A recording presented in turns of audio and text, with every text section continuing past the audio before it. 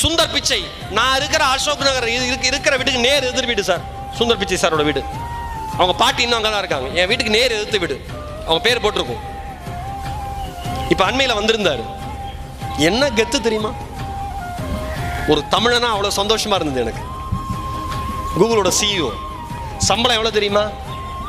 இப்ப என்னன்னு தெரியல, கூகுள்லயே போய் பாருங்க. எவ்வளவு சம்பளம் கேட்டு அதுக்கு பூஜ்ஜி மட்டும் நீங்க கரெக்டா போட்டீங்கன்னா நீங்க காம்படிட்டிவ் எக்ஸாம்ல பாஸ் பண்ணிடுவீங்க.